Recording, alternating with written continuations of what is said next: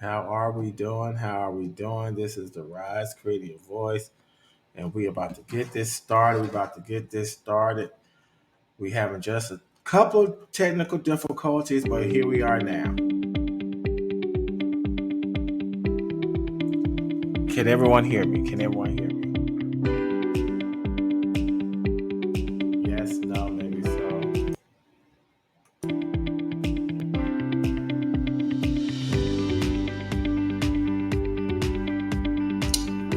Can everyone hear me? I'll take it. Can you hear me? Yep.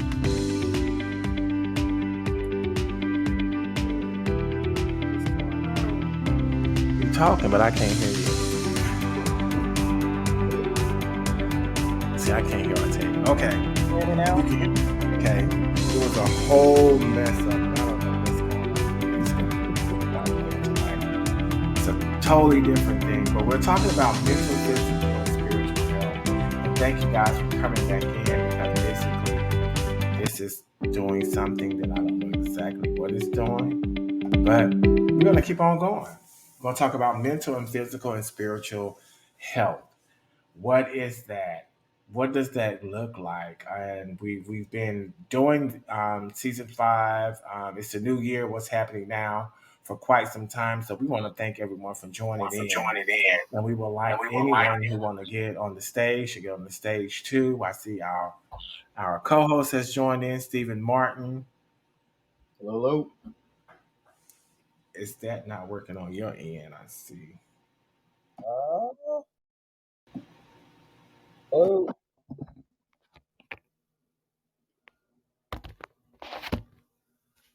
Should be working. I see my little audio bubble moving.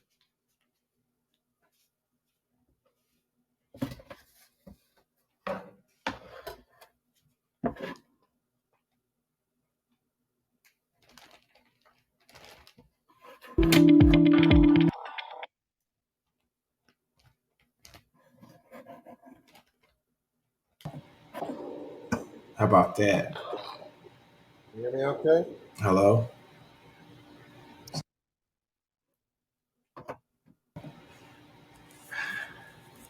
Can you hear me okay? See, I can't hear Stephen.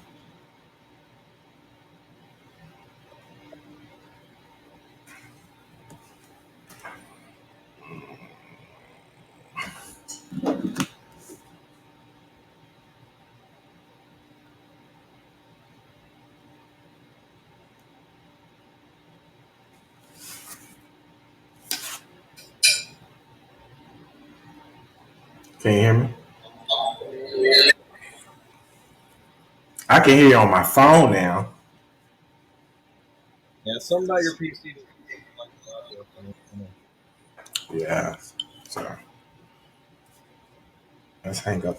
Exit from the PC. See, it's telling me not to probably exit over here. Let me just turn the mixer down. All right. Can you everyone hear me? Yes. Okay, great, great. So I had to come over to the phone because the computer wasn't working, so I just got off the computer.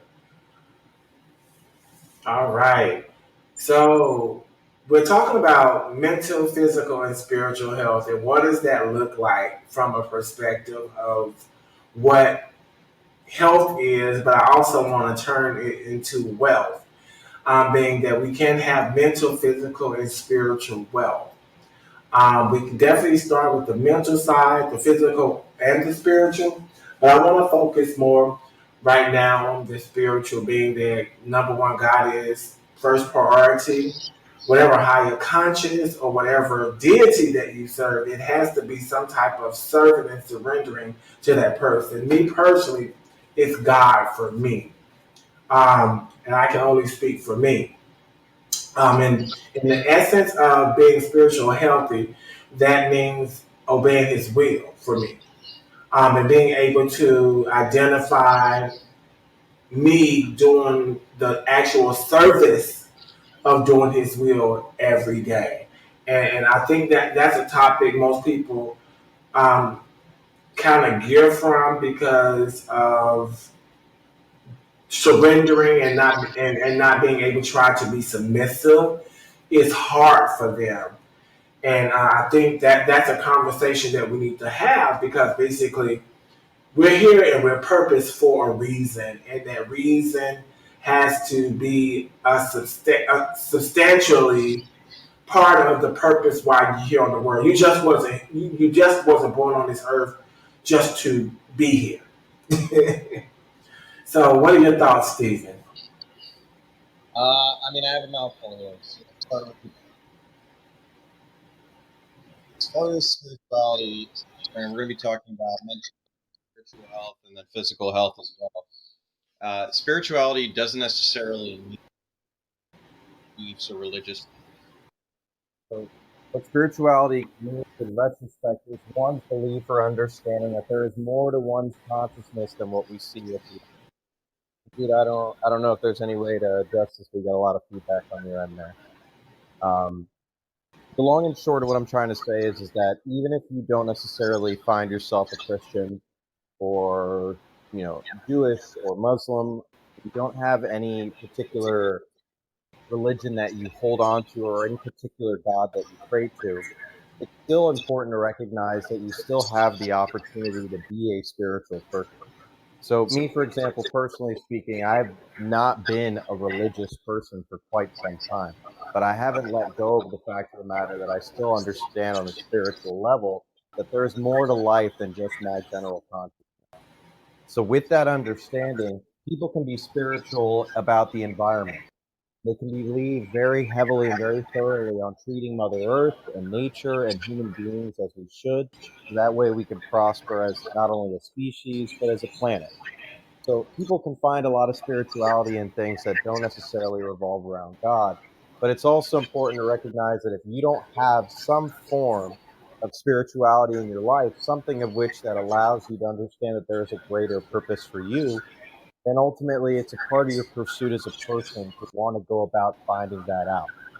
So if you say you don't believe in a certain religion, let's say, why is that? And something we've talked about in prior episodes is that I've taken it upon myself with the opportunity I was given, and the key phrase is opportunity. I was given the opportunity to study into all religions and to better understand the things I believe in and the things I do not believe in. And the reason I can speak on why I do not believe in certain things and I do believe in others is because I've gone about the efforts of finding out what these things mean to me. So, if we're going to focus on spirituality first, I think it's important for the listeners to recognize that you don't have to be a Christian, you don't have to believe in God to be a spiritual person. There's still spirituality in all of us in a way of which we can utilize to better ourselves and prosper in this life. So I think I speak on that side of the spectrum because I understand, Judah, you're fairly religious, and I don't know if people on the other side of the spectrum recognize that I'm not. So I think it helps to have both viewpoints in this particular conversation so no one necessarily feels as if they're excluded from finding this themselves. And I totally agree with you because I think what we still have to understand at the end of the day, we are purposed. And I want the key word is you're purposed here in this world for a reason. So, what is that purpose? What is that goal in life in order to fulfill your legacy, to fulfill your calling, whatever it may be? No one knows it but on my side, God, and whatever the spirituality, the higher conscious, the deity, or whatever on the other person's side. But I think that the truth of the matter is the number one thing is that there is some type of spirituality within one's life. And what does that detail? And I think the more thing is, the more you become one in the spirit, you were able to define or cultivate your physical and your mental. Because I want to change to mental now because I know that in a mental piece that it states in the Bible specifically, "Thy will keep you in perfect peace as long as your mind is stayed on Him." So, in my regards, as long as I continue to pray, worship, and do the necessary thing into the spiritual to God, my mental becomes a little bit more mastered as far as I continue to grow, being that I'm depending on that growth through Him. And the thing is, in that growth, I'm identifying those things that I need to change and those things that I need to grow and being able to adapt and manage the mental status sometimes, because sometimes this world gets you into I call it a pickle.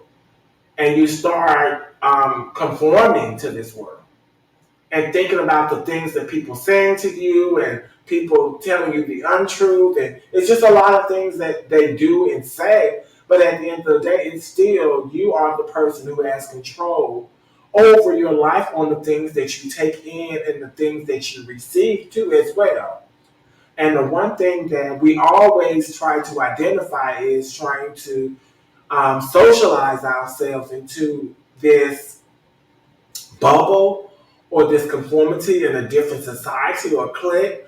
But then again, I am a one that says to be peculiar, be different from everybody else. And I think that can sustain your mental health. But then again, there has to be growth. You can't continue to do the same thing that you're 25 that you were doing at 13.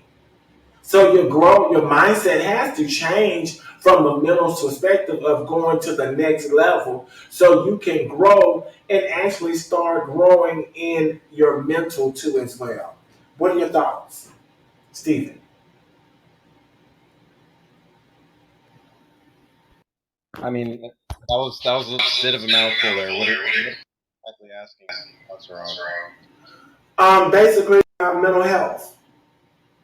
What's the what is your take on the mental health and the growth of mental health? Because we're talking about growing and prospering in these three areas. So the key idea is I explained this on one of my other podcasts, and the thing I was talking about is there stages: infancy, preteen, and adulting.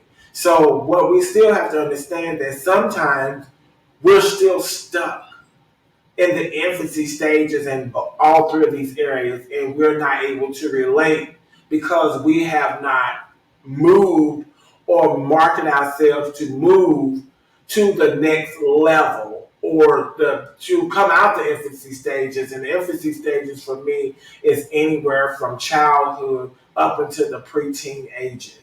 And that thing is whatever that trauma that has you trapped, whatever that society, whatever that belief or that value that may have you trapped in there, that it still needs to be some growth and you experiencing new things and actually growing from the things versus captivated by what was done back then. All right, so I guess in short, my personal opinion on three things which you're speaking on, which are going to be again your mental health and then your physical. I think all are equally as infringing on the other. But what I think is inevitable is if you set mental down, there's almost always issues, physical and your spirituality. So I think it's extremely important to recognize that balance on all three. You need to selectively focus on one. You have to start first because your mental allows spiritual to have faith outside of the box, to be like different, and allow yourself to think above what the general majority. Normally, conformity doesn't allow for open-mindedness and doesn't allow for growth and doesn't allow for the chance for you to truly become the better version of yourself. So if we're going to focus on these three things, it's important to know you cannot have one without the other. But if you find that your spirituality and your physicality are suffering, the chances are the leading thing to go approach and to take into consideration is your mental. Your mental is what helps you wake up in the morning on time, to eat a good breakfast, to do exercises, to try and be a better version of yourself physically. If you enjoy going outside and, let's say, rollerblading, bicycling, you enjoy doing taekwondo, let's say, all those things are which that you need your mental in order to do, because if you're not motivated, if you're not mentally there, if you're not focused, if you're not aspiring to be a better version of yourself through this mental pursuit, then you're not going to pursue the better version of your physical self, let alone your spirituality. So, touching base on spirituality, we've already done. As far as mental, I think out of the three, if you ever are faltering on one, two, or all three of these things, it's important to focus back on the mental, because normally that's what the root cause of the issue is.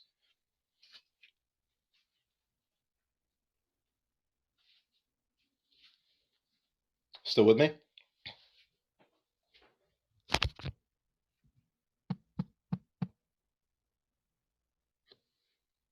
Everyone has to find themselves in spirit. Yeah, absolutely, James. And that's the thing, is like, I grew up a very, very Christian individual.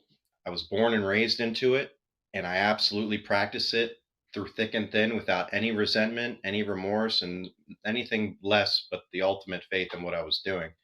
But what it really came down to was better understanding what practices I believed in because they were explicitly what I was taught, or what practices I believed in because it was truly what I understood to make me and the world around me a better place and a better version of myself. So when it came to calling myself religious or spiritual, I recognized that there was no one singular religion that I could agree with in entirety. And that means from top to bottom, A to Z, 1 to 100, every aspect of one religion. I can't come to appreciate this aspect. But spirituality is something beautiful enough where I recognize I don't have to be committed to just one religion, one understanding, or one belief. I can believe the better in all of these things to find the spirituality that best defines me.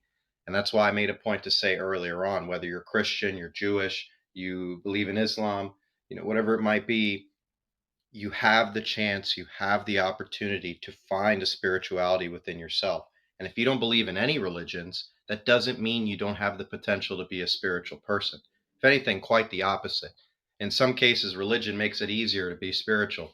If you do it without religion, it's a much bigger challenge that you've accomplished because you do so without the guidance of literature, a church, a congregation, and a following. You've done so because you did it by yourself, and you found spirituality within yourself. And I think that's super key to what we're going to be talking about tonight. Can you hear me? Yes, I can. Yes, I can. So I think what we still have to understand, for one, is I understand where you're coming from to as well, but then it still have the beliefs. And what we do is have beliefs and value. And I know we have a mind, but are we able to use that mind automatically come out of the womb? Or mimic a lot of things? You're cutting out pretty bad. Every other word. Go ahead.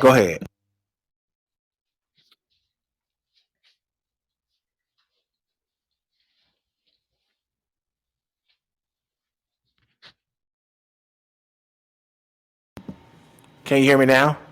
Yes, go ahead and say. Yes, go ahead and say. Okay. So I think the biggest problem is that we still have to understand that from a mental and a physical and a spiritual, that do we actually, when we're born, able to go right into knowing who we are and what we are? And most of the time, it starts with beliefs. And for me, belief starts from a spiritual realm because basically you start believing in something and you believe in the parents to nurture you. You really are like vulnerable to them as far as them leading you because you know absolutely nothing. So I have to say more from my perspective that I feel beliefs do play a part in the spiritual realm versus the mental. But then again, through that, everything else is start building on mental and physical too as well, because those beliefs do play in part, because you start crying, you start doing different things because of something that you need or want, but it doesn't resonate for me that I'm mindful of what I'm crying for. So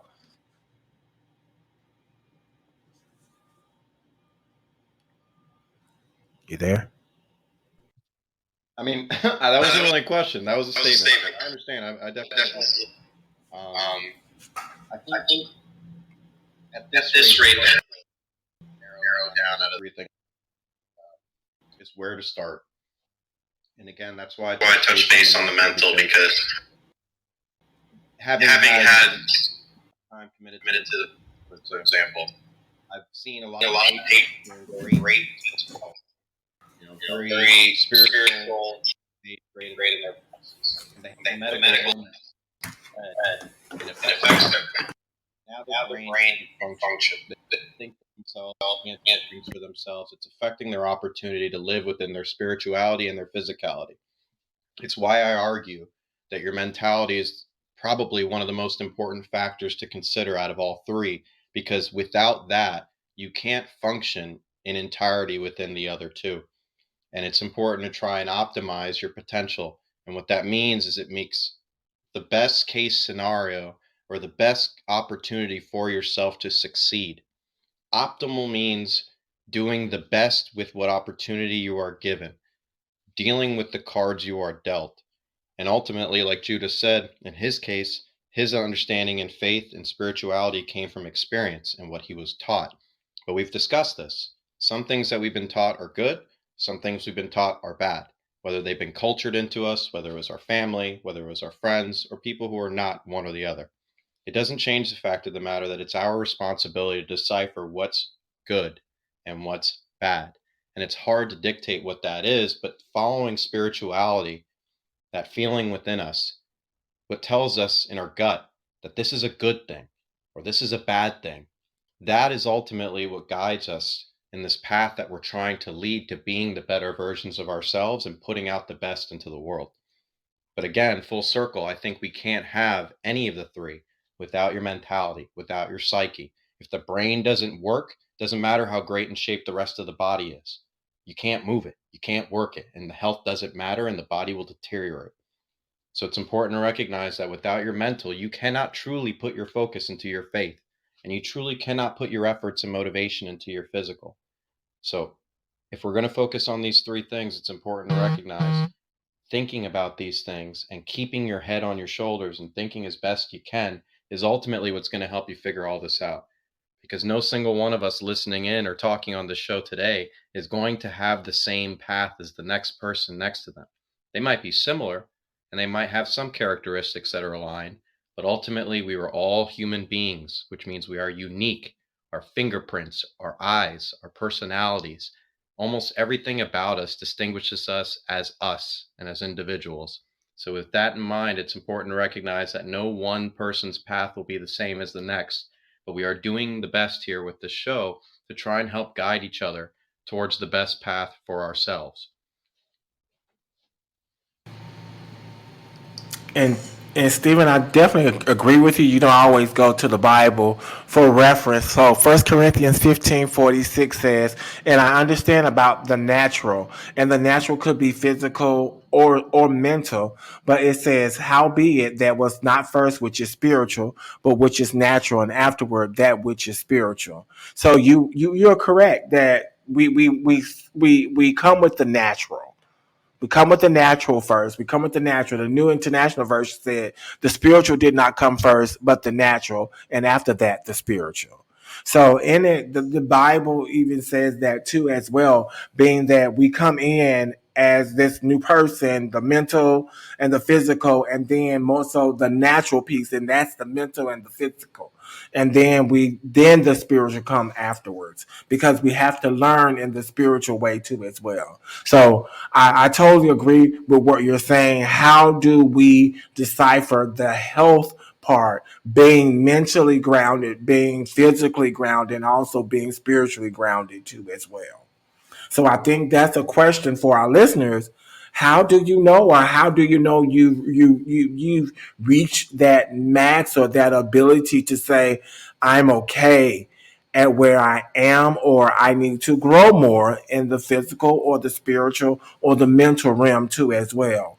The one thing that I notice when I start doing the necessary things of, and I want to call it mastering, but I don't even think it's mastered, but it's the point of knowing that I have peace, I have happiness, there is joy within my life, and many times I don't worry about much or stress out about a lot of things. So I know some of those things I've grown from that I don't have to keep worrying about or stressing about, or suffering from, because basically those things I looked at it from my standpoint, and I want everybody to understand that this is an individual perspective, that only you know where you are.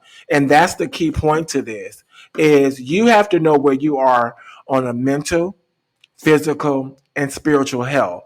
What does that look like specifically for you? You can't match yourself up to anybody. You can't match yourself up to myself, Stephen, or the people on the call. But then again, assessing yourself and knowing how you need to be right for you and what's going to allow you to make it to that next growth spurt on the mental, physical, and spiritual level. One thing that I look at as physical, and some of you guys can relate to this, is I walk. I love to walk. I love to walk. That's some physical activity I do. I make sure I do breathing exercises, and understanding that breathing, it takes to be an art, and I practice proper breathing a lot too as well. What are some of the things that you do physical, Stephen? Well, I love that Well, I you love that said you said it's so so simple, simple. but yet so effective. And the reason I know this personally is, and I've said this a couple times, is that I have a horrible habit of getting within my mental sometimes. And it's why I speak so strongly on how it affects your overall spirituality and your physicality. Because when I'm stressing out and I'm depressed, I don't eat as consistently, I don't sleep as well, I'm not as motivated to go outside and enjoy the day. I don't want to exercise, I don't want to do anything that consists of energy or effort, and it's down. It's just down from the get go. But I adopted a dog about a year and a half ago. And what this did for me was not only gave me a purpose to get up in the morning, to feed a dog, make sure it had water, make sure it had attention, affection, activities, playtime, things of that nature, but it got me out of the house at minimum 2 times a day. And this dog's about 100 pounds, and he's a big dog who has a lot of energy. So ultimately, it forces me to spend an extra amount of time outside just to try and deplete some of that energy, just like you would a kid that you try and poop out before it's bedtime. And what it really came down to is I did this not to force myself per se, but yeah, kind of to force myself to get out of the house, to go on a walk 2 times a day, to be excited about something like a new dog, training, time I'm putting aside to make sure I take care of this dog, that I put affection into it, that I put emotion into this, that I put value into this. Something as simple as adopting a dog got me out of the house, got me up at reasonable hours of the day, got me to start eating more consistently because I started to realize that my dog was having more meals than me. And it got to the point where I realized this dog, yeah, sure, I adopted this dog. And a lot of people say that really corny phrase, I didn't save him, he saved me. But ultimately, what it really came down to is a mutual relationship. I took care of this dog from the get, and I still do every day. And I do everything I do for this dog most days. But every day that I get up a little bit earlier and I get up out of the house and I walk, and I do that for my physical, I do that for my mental, I take a chance to breathe, enjoy the sunshine, and get outside. That's something in which that means the world to me because it's something in which I wasn't doing when I was at my lowest. And again, it's something so simple, walking. But all I had to do was get a dog. And for other people, it means different things. Some people don't want a dog, some people are allergic.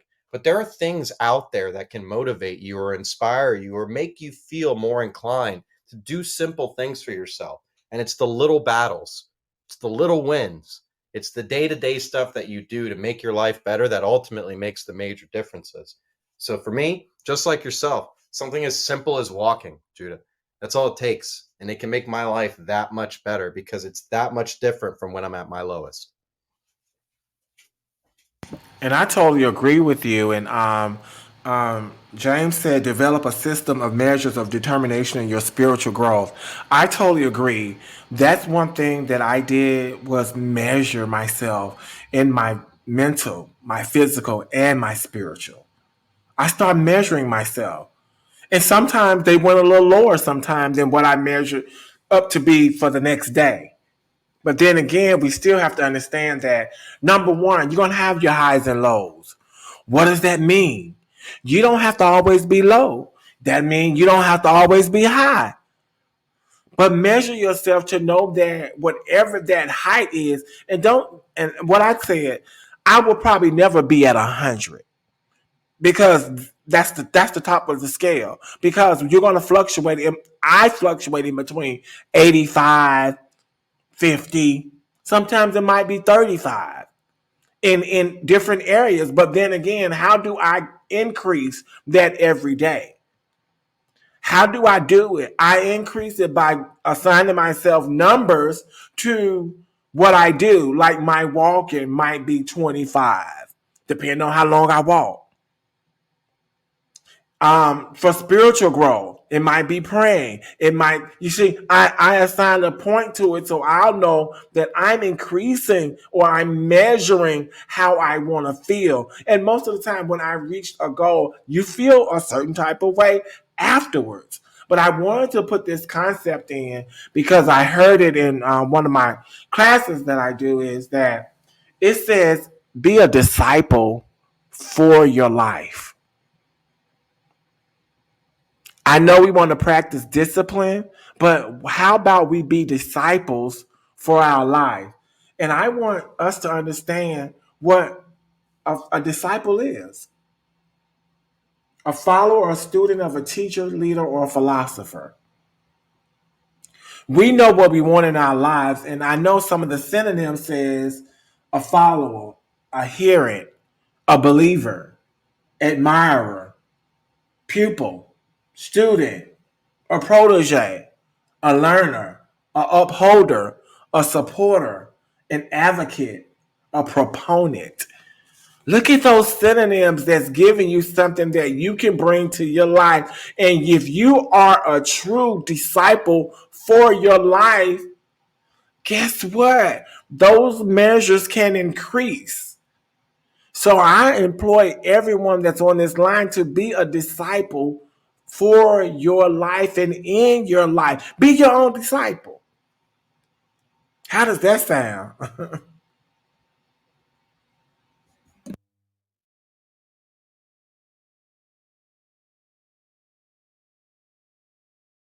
we have to understand, what does that mean of being a disciple, and it's also being a disciple of your well-being. How can we be a disciple of our well-being? Being a disciple of your well-being too. That being, be that life learner. Don't just stop just because you feel like you done reached the top. It's something else that you can always go out there and read or learn or advocate just for yourself. See, I think, and one thing that I learned from one of my classes too as well, that most of us are already giving so much that we become half empty quickly, and nobody's pouring back into our cup. The one thing is, fill my cup until it overflows. Until your cup reach the top, guess what? Stop putting other people in your cup. They supposed to be for the overflow. So when your cup overfloweth, that's when you can give them the overflow. Most people haven't even got to that the bottom rim of the cup. They still got droplets in their cup. So we must understand we gotta build, and I'm doing a whole 24-ounce type of jug, So I'm still building, and I can't give any more to anybody else until I'm able to reach that overflow. And that overflow is for everybody else when it starts spilling over, because now you have mastered your spiritual. You have mastered the mental. You have mastered the physical, because basically you're in a point for the overflow so you can start giving to other people what you have learned, what you have mastered. Now you can go and create disciples from your story, from your testimony, so we can move forward. I know that's hard for a lot of people, but I think what we still have to understand, that number one is you got to start taking charge of your life first. And what does that mean? As Stephen said, it starts with the natural. What does that natural look like? Those beliefs that we started believing in. They might be different in 2022. Those values might change. But in it, are you still assessing yourself? Are you measuring what's good only for you? Or you're measuring what's good for John, Tom, Sally, and everybody else around the block, and then you're comparing yourself to them? That's not a good thing.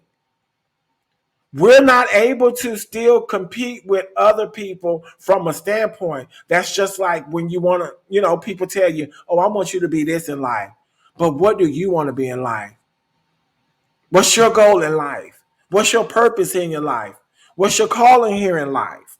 And that's the important thing, is actually getting to the point of where you are having joy, peace, long suffering, all of those good benefits of blessings and the overflow. That's the part that we all need to reach together, instead of doing everything else. Start working initially on us. And that's why we want to talk about spiritual, mental, and physical health, because Stephen said it. We're saying it together, that the three of them is good together, but then again, you have to work on different ones. But then again, can we master all of them?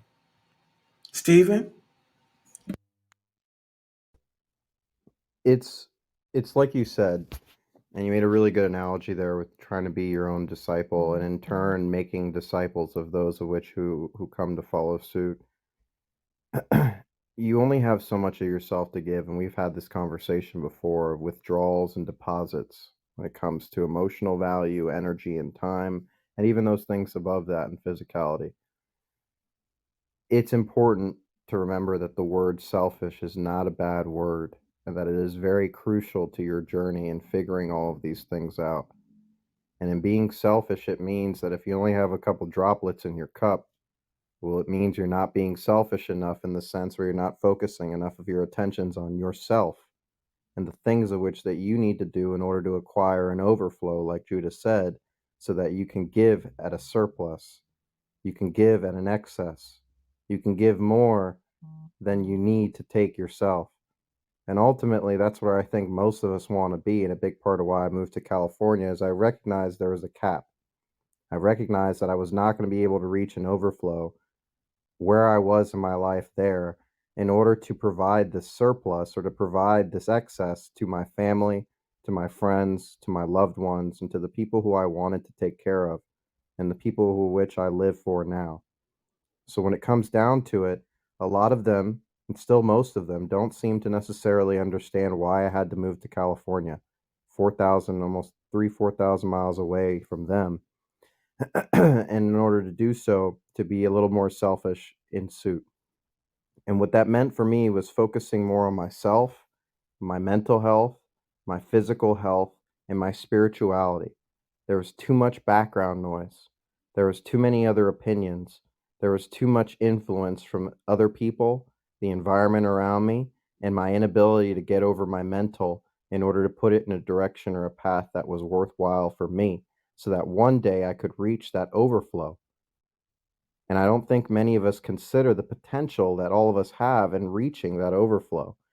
And a lot of times it's because we tell ourselves that we are capped out, that we are maxed out at our potentials due to circumstance. But a lot of times that mental is what our first cap is. It's the first boundary, it's the first thing in our way, the first obstacle that gets between us achieving what we can and staying where we are. And that's the difference between choice. You can stay where you are and remain stagnant and wonder why life never changes around you, or you can move and do things different and look towards a better future for yourself. And a big part of that, again, I come full circle, is being selfish. And I think that's something most, if not everyone from this show, should now take away from by now, is that being selfish is not a bad word. It means putting the best foot forward for yourself so that down the line, when the people who really need you need your help, you don't just have $100 to give, you have 100,000. You don't just have an hour to donate of your time, you have 100 hours of your time. You don't just have some energy to give them, you have all the energy in the world to give them. There's a difference between both experiences. In one experience, you help somebody with $100 and that gets them by for a day. In another experience, you give them $100,000 and that changes their life. So what's the point in not being selfish if it means down the line you could do more? And that's the hardest pill for most people to swallow, and why it's tough to have those conversations about being your own disciple first. Because it comes down to figuring out how much selfish is appropriate and how much is just being selfish. Plain old selfish. And that's the give and the take that Judah just gave you guys with that analogy. If your cup just has a few drops in it and you know it, and only you can know it, then stop pouring your cup into the cups of other people, because ultimately you don't have anything to give. And you don't necessarily have to wait until you have an overflow to give, but at least give yourself the bare minimum of what you need in your own cup before you start pouring it in everyone else's. Give yourself an excess. Give yourself a surplus. Give yourself an overwhelming amount of opportunity so that you in turn can give that to other people. And I think that's ultimately what being a good person is. Doing the best for yourself so that you can in turn do the best and put that out into the world. And that's the point. Doing the best of what you can do to the best of your ability. If your thing is cutting grass and you want to do it the best that anyone's ever done it. Do it with the best attitude, do it with the best service, do it with the best experience, because that's what you find to be the best at what you do. If your purpose is heart surgery, then do that to the best of your ability.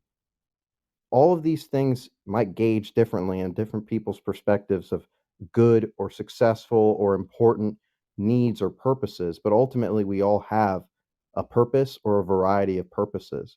And if you're never selfish and you never work to give yourself that excess, you're never going to figure that out. And I guarantee you that's why the majority of people who look back on their life with regret, I think it's why they do that.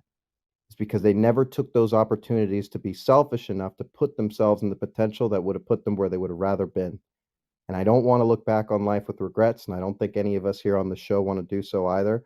So let's try and focus a little more on being selfish, because full circle, it's what's going to allow us the opportunity to focus on that physical, that mental, and that spiritual aspect in our lives that we all know we're neglecting.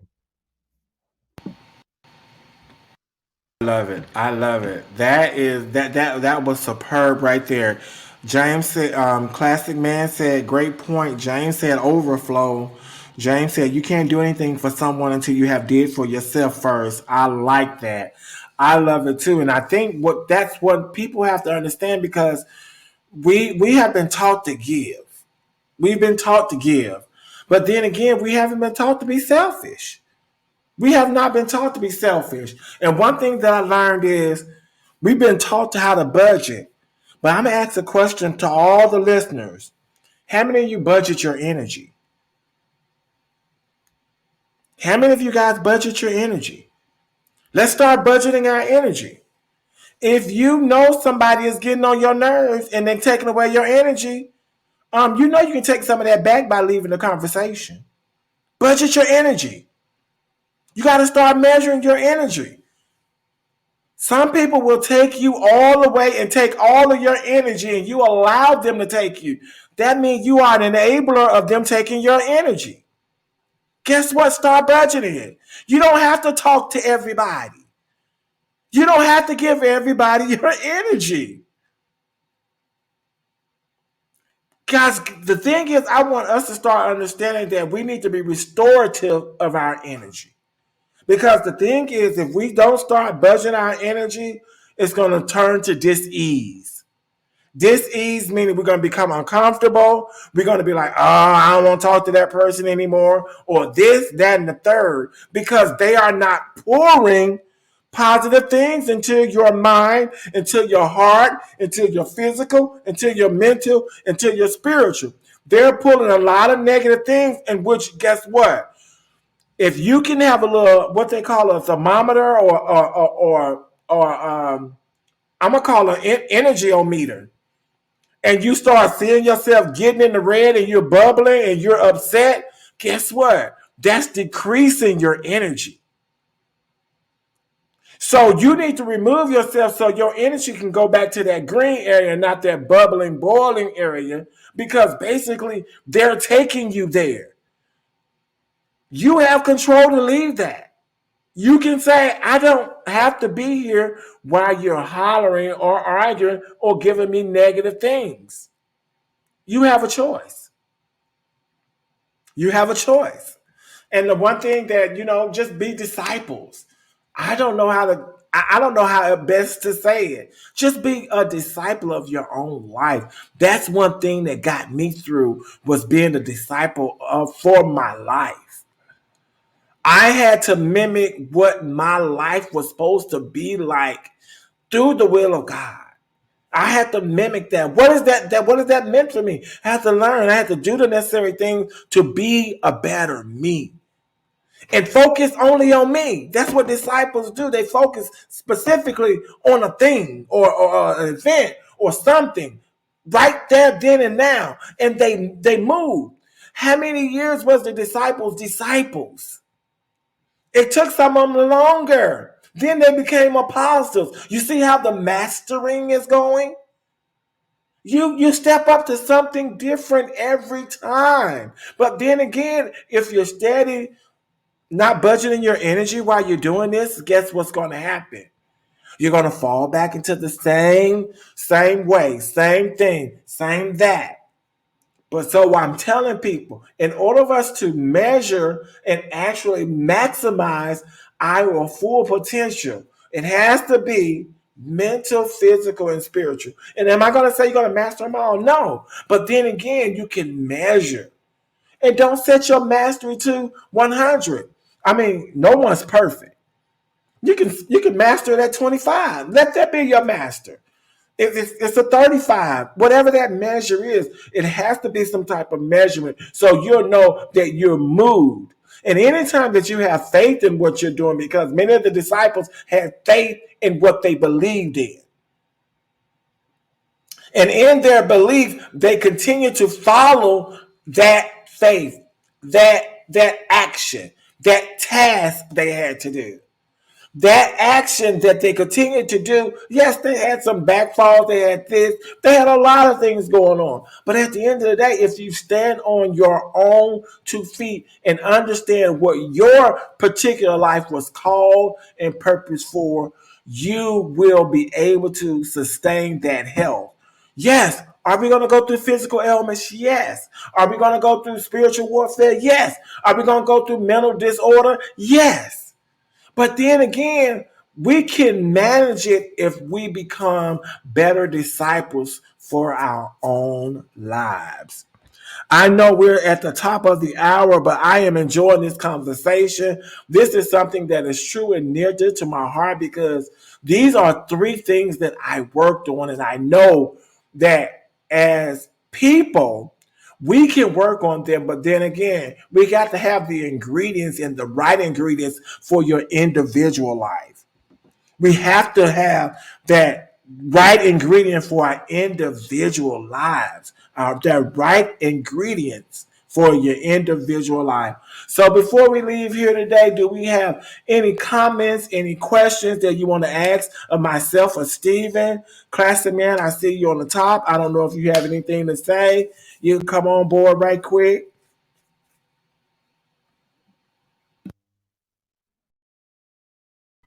Sorry, I had to get off mute. No, but I like the points that were given today, so thank you. All right, let's close us out, Stephen, with those words of wisdom. I want people to definitely start looking, assessing yourself, measuring yourself, and also being a disciple for your life. Be a disciple for your life. Go ahead, Steve. I want to start off by saying, we've had a good amount of shows by now, and I definitely recognize a lot of names like James, Z-Tip, Classic Man, Iana, Courtney in the chat, things like that. But I also recognize a lot of new people as well. So I just want to thank everybody who's stopped by in the past and who's been here since the beginning, those of which have started coming in the middle of the show, and those of which who are with us towards more of the end of the season now. But we're getting a lot of good points across that I think would be influential to every show we're having. So if you've missed anything beforehand, I believe Judah has links that he can provide you guys if he doesn't already have them in his bio on his social media, so that you guys can listen back in to prior shows and get a understanding of anything you might have missed if you weren't able to make the last couple shows. But all in all, the last thing that James said was be a good example. And I think that's a great thing to close on right there, is that we are trying, all of us here, by having these conversations, to be a better version of ourselves. And I immediately introduced myself as an average Joe on this show because that's exactly what I am. Just a regular old person who has the ups and downs in life, just like everybody else. And just like the three things of which that Judah and I are focusing on today, which is your mental and your physical and your spiritual, the three key things of which that we're going to be working on throughout this season and before and after the fact. These are things of which you're never going to stop working on. While you are working on these things, remember that the golden rule is found in every religion almost. The golden rule being treat others as you would like to be treated. And then by being a good example, sometimes people might not always like the example you are leading, at least not off the bat. But if it's a matter of you not hanging out on the weekends late night, you go to bed at 9 p.m., you don't go out drinking or smoking with your friends, and they see you and they get upset. Oh man, Steve's always, going to bed at 8, 9 p.m. now. He's such a bum.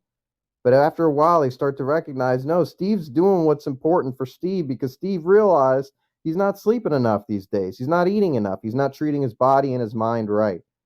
So be a good example, even if it doesn't always mean that everybody's going to understand the example you're leading. Be a good example to the best of your ability, because ultimately, by being a good example, by treating others as you would like to be treated, and by pursuing the best of yourself, by being a little bit selfish, you will put out the best you can into the world that you can today, and you'll put out the potential to be the better version of yourself tomorrow.